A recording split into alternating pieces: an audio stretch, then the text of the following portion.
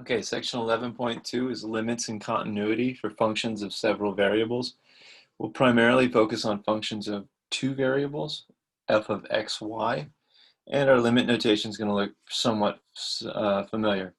So the limit as a point xy approaches, or as free variables xy approach a point AB in the plane R2, and that limit will exist and be equal to L if for every number epsilon greater than 0, every real number epsilon greater than 0, there's a corresponding delta, delta greater than 0, such that the distance between xy and AB is less than delta, implies that the distance between the image of xy, so the evaluation of xy, and the limit L is less than epsilon.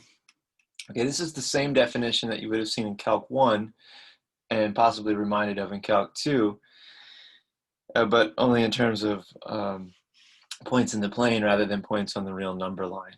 So to clean this up and maybe see this more as a picture, which is a little bit more informative than all the delta and epsilon work below, most students probably didn't do the work with delta and epsilon proofs in Calc 1. So we'll probably avoid, for the most part, the exercises will avoid those in this section as well. We will see one or two where it might be useful to be able to establish that to prove that a limit exists. But for the most part, just having this idea loosely understood and then evaluating limits without actually going into all the details should suffice, or proving that limits don't exist. So the picture below is a summary of what's happening. D is the domain of the function f, and here we have inside it a point AB, and we're interested in taking the limit as xy, a set of points approaches the point AB in the domain of f. Okay, so the circle is actually this distance. It's the distance between it's a circle of radius delta, which means that x and y, once it's within that circle, satisfies this inequality right here. So that's just using the distance formula. And of course, the distance formula creates that circle that we've got highlighted down below. So for points xy that approach AB, as long as they're within, if we can guarantee that as long as they're within a delta distance of AB, that they're also within their image, f of xy, is within an epsilon distance of L. And if that's true for all points xy that satisfy being close enough to delta, then in any epsilon whatsoever that we can choose, we can find such a delta, then we know that our limit exists. This statement right here is summarizing what we see in this number line right here. Of course, f of xy is a real number, L is a real number, so our limits, the values of our limits will be real numbers. And yeah, what we have here is that, as long as f of xy, the distance between f of xy and L is less than epsilon, which this is epsilon to the left of L, epsilon to the right of L, then we know that, this inequality is being satisfied in terms of the picture in the number line.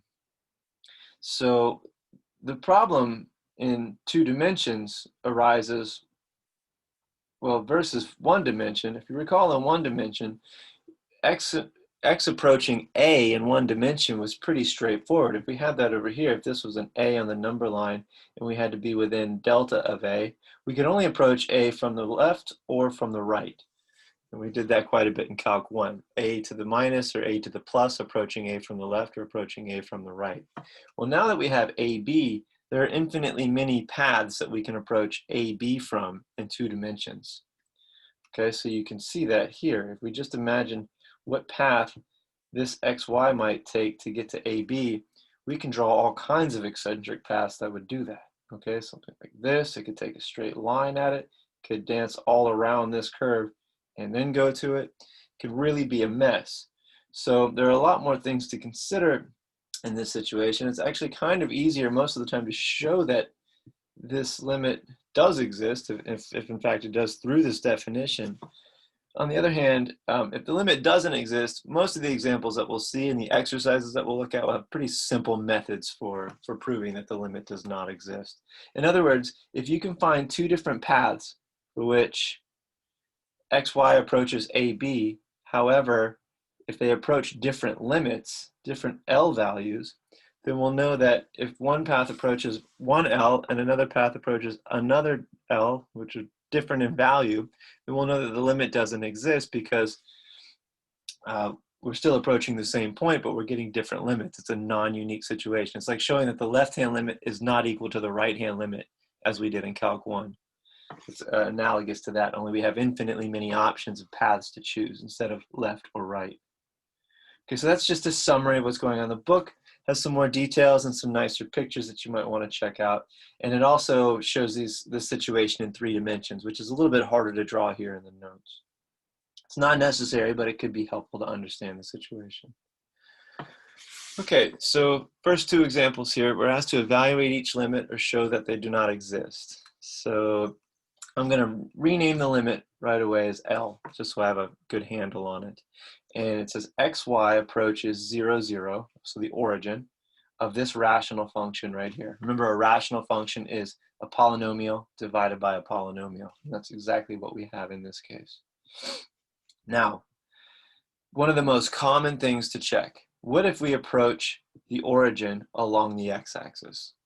Okay, so that's when y is equal to 0. So effectively, what we're choosing to do is set y equal to 0, evaluate the limit that ensues from there. Well, if y is already 0, then we're only looking at the limit as x goes to 0, since y is already at 0. And setting y equal to 0 gives us this expression here. We simplify that, get the following expression, and we have the limit as x goes to 0 of x squared. That's 0, so we'll record that and leave it in this line. Now, next up, what happens if we approach along the y-axis? Again, we're approaching the origin, so we're going to approach along the y-axis. Okay, when we approach along the y-axis, x is equal to 0. So again, we're effectively setting x equal to 0 in this problem. So x is already at 0, so we'll take the limit as y approaches 0. Zeroing out the x values in this rational function, we have the following rational function in y. When we simplify that, we get -2 as our limit argument because the y squareds cancel. Well, the limit as y goes to 0 of -2 is just -2. So now we see that we've got one value approaching along the x-axis and another value approaching along the y-axis for these limits, and they're not equal. So it's just like having 2 different one-sided limits from the left or from the right in 1 dimensions. We've gone from the x-axis, we've come at it from the y-axis, and we've got 2 different limits. Therefore, the limit doesn't exist. Okay, 2 different paths yield 2 different limits. Now, if they both yielded a 0 here, if both of these were zeros, or both of these were -2, then we'd want to check another line. I'll give you some suggestions for other paths. And not just other lines. We will check other lines, but other paths in general. We could approach along a parabolic line. We could approach along a cubic, along a cosine curve or sine curve, things like that. Usually you'll choose those based on what's convenient to show that a limit might not exist. Okay, so for another example, down below we've got, again, I label this limit L just so I'll have a hold of it, a handle for it. And again, let's try the same thing. Let's approach along the x-axis. That's effectively setting y equal to 0. When we zero out y, we get this resulting expression, and the limit is 0 in this case. A little bit quicker, but the details are pretty easy to follow. Approach along the y-axis. That's when x is 0. So when we zero out x and cosine squared of x, we're going to get 1. When we zero out this x to the 4th, we get 0 plus y to the 4th.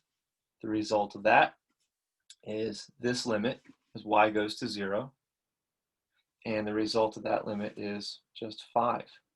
5y to the 4th over y to the 4th is 5. The limit as y goes to 0 of a constant is just that constant. 0 and 5 aren't equal. The limit doesn't exist.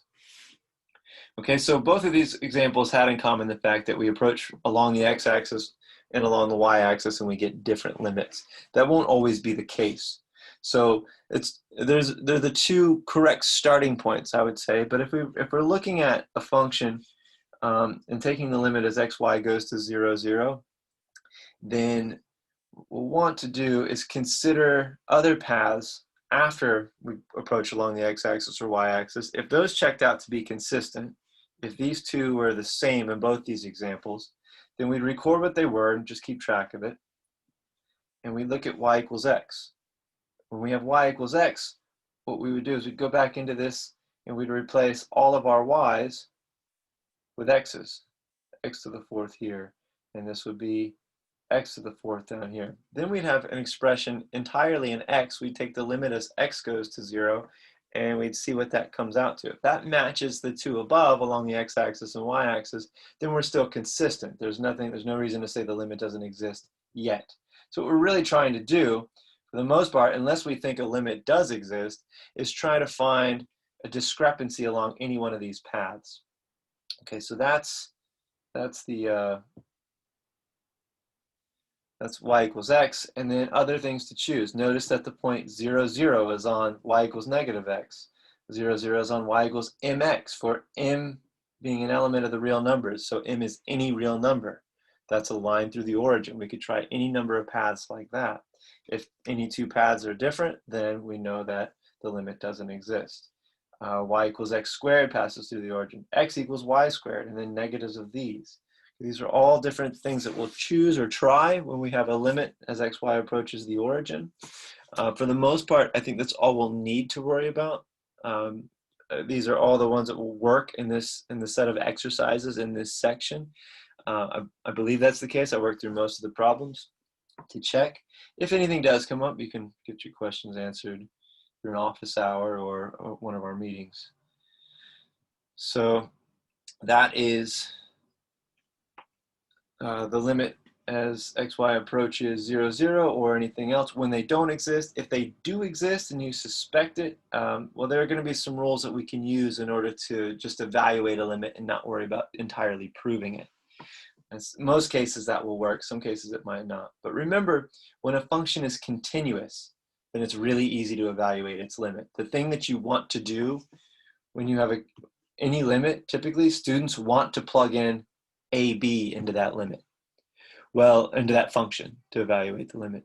Note that that's not always the case. It's not always going to work out that way. If we look at the two examples of the previous problem, we can't just plug in 0, 0 to each of these limits. It's undefined. The function's not defined there, and that would be problematic in either case if we plug in 0 for x and 0 for y. Okay, L'Hopital's is not a thing. We don't have that in 2 dimensions, and we won't worry about that in 2 dimensions either. Okay, so there's no L'Hopital's to use, and there's, so these undefined situations are a little bit sketchier to deal with. Okay, now one thing you want to note too is, sure, both of these were undefined if we plugged in 0, 0 into them, but it does not necessarily mean the limit doesn't exist at that point. In our 2 cases, we saw that that was true, but there are functions that aren't defined at this limiting value for which they still have a limit at that limiting value. Okay, and there are at least 1 or 2 problems in the exercises in the textbook with that. And what we'll need to prove something like that is typically the definition of the limit, because such a function would not be continuous at that point because it's not defined there. But anyway, to get on with the shortcut that we've got here, this is what we had in Calc 1 that made life a lot easier. As soon as a function could be evaluated at a point, as soon as it was in its domain and as soon as it was continuous, actually, that was the most important part, then the limit was just equal to the evaluation of the function. So how do we know if a function is continuous at a certain point? Well, we can classify it. A polynomial function is continuous on its entire domain, okay? So terms in our polynomial functions now for functions of 2 variables look like this. Constant c times x to the m times y to the n. M and n are any non-negative integers, whole number positive powers of x and y. We know immediately that if all our terms look something like that, then we're dealing with a polynomial. The function's continuous everywhere. Evaluating the limit is just a matter of plugging in the limit points. Similar for a rational function. A rational function, we've already stated, is the ratio of polynomials, one polynomial divided by another. Well, when that's the case, we know that this rational function is continuous on its domain. The only place for rational function we might have to worry about is when its domain might be 0. So you might have to check that for rational function. Otherwise, for polynomials, there's nothing to worry about. They're continuous everywhere. They're defined everywhere. And life is good with a polynomial function. Okay, so let's have a look at some examples using this. Now, what we have in this case is we're asked to evaluate the limit as xy goes to 1, -1. And we have the exponential function e to the negative xy times cosine of x plus y. So let's look at the outer functions first. We have the exponential function e, and we just note that we're feeding into that what is ultimately a real number. Negative x times y is a real number. We know that e to the t is continuous on all real numbers, so it doesn't matter what we feed into that, so we can just note that it's continuous everywhere. Same thing for cosine. X plus y, we're feeding in a real number, x plus y. We know that cosine is continuous on all real numbers, so it doesn't matter what we feed into cosine, it's going to be continuous. Then we look at negative xy itself, and we realize that that is also continuous on R2. It's continuous because it's polynomial, right? X to the first, y to the first. This is also continuous on R2. This is x plus y. That's a polynomial as well. X times y to the 0 plus y times x to the 0. That's polynomial in that form that was listed above. So every one of our functions that's involved is continuous. So we can conclude that overall, our function h of xy that we're given within the limit is continuous for all real number, or for all ordered pairs in R2. So continuous for all xy in R2. And we conclude that all we need to do is plug in our values of the limit. So to take the limit, it's just equal to the evaluation of x equals 1, y equals -1, x equals 1, y equals -1. When we simplify all of this, we end up with our final answer of just e. It's e to the positive 1 times cosine of 0. Cosine of 0 is 1. And that's how we come out with e. So if we realize that our function is continuous at our limiting point, there's no more work to do. So this would be nice in the exercises in the book and in Webassign. You just, once you see continuity, probably state it as part of your work and then evaluate the function from there. And you'll come to the answer. Remember, polynomials are continuous, rational functions are continuous, exponential functions are continuous, cosine and sine are continuous, and they're all continuous on all of their domains. The only one with any caveat is the rational function, because their domains might not be the entire plane or the entire real numbers. Down below, to get a little further along, remember root functions have some exceptions to their domain. So if we're asked to determine the set of points for which this function is continuous, well, we just need to exclude things that aren't in the domain of a root function. So cosine, again, we've noted that it's continuous on R. Right, we did that above. And all we're feeding into it, after all, is just a real number. The square root of that expression is going to be a real number.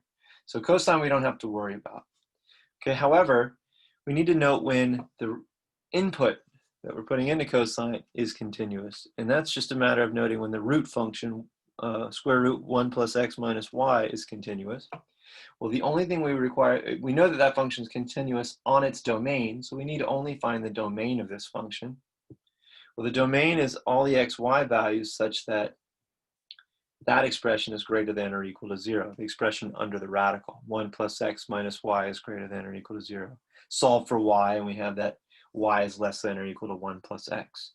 So that's our only constraint. This root function will be continuous as long as y is less than or equal to 1 plus x. That's the only constraint we need to worry about. So that's what will summarize our list of points which are continuous for f. Okay, so we see that f is continuous on the set, this is set builder notation, all pairs xy, which are elements of R2, such that y is less than or equal to 1 plus x. Again, that's how we read that set builder notation. All pairs xy and R2 such that y is less than or equal to 1 plus x. Okay, so our constraints always follow the colon, and we put it in braces for set builder notation. And that's our set of points of continuity. Okay, all of these ideas carry over to functions of 3 variables as well. The work is a little bit harder, particularly if we're going to try to prove that a limit exists. It's just a little bit more, just a third component to deal with, which can be a little bit difficult. However, proving that a limit does not exist, all we have to do again is find a path in 3-dimensional space, which also has infinitely many paths for x, y, z to get to a, b, c. There won't be many problems like this in the textbook, and there are none in Webassign, so I wouldn't worry about that too much. There's not a lot of emphasis on it. And secondly, well, we immediately will write down what it means for a function in R3, or a function f from R3, 3-dimensional space, into R, 1-dimensional space, the number line R, to be continuous.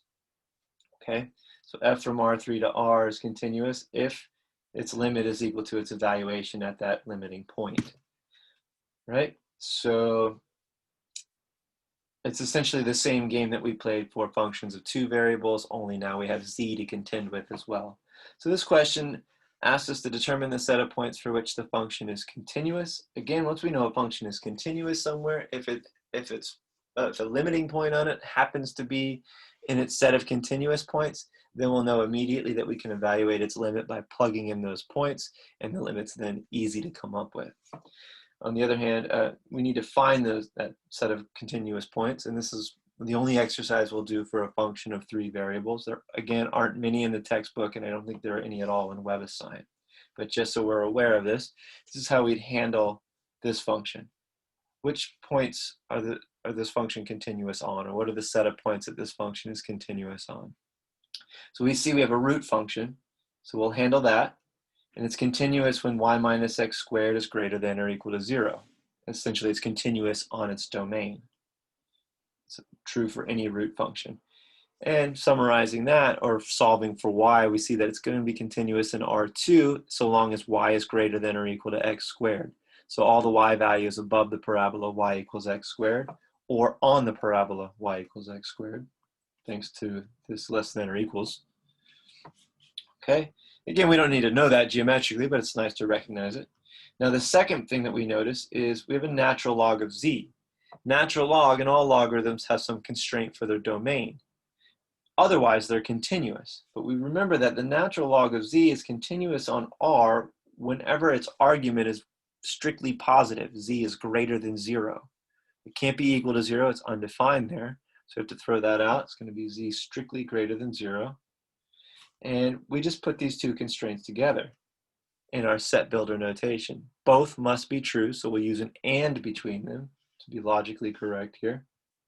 And what we see is that the set of points for which this function is continuous is the set of x, y, z, which are elements of R3. We might leave off this part each time. We might just say x, y, z. That's fine. It'll be understood. We're talking about real components, x, y, and z in this ordered triple.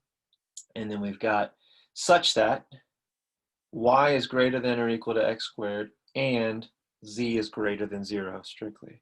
And that's it. You just list the constraints with ands, and that describes the set of points for which this function is continuous. As long as a point x, y, z satisfies these two constraints, we know that this function is continuous.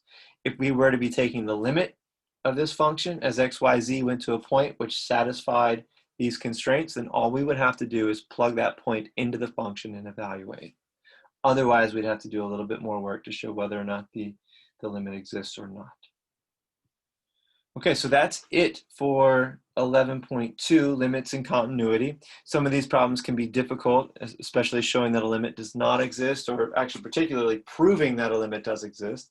I would like to not emphasize that too much. We'll certainly look at some problems like that. There is at least one in the Webassign homework where you will need to evaluate a limit that seems like it might not exist. Have a look at that, try your best on it. I think a hint I can give you for that, actually, is the following.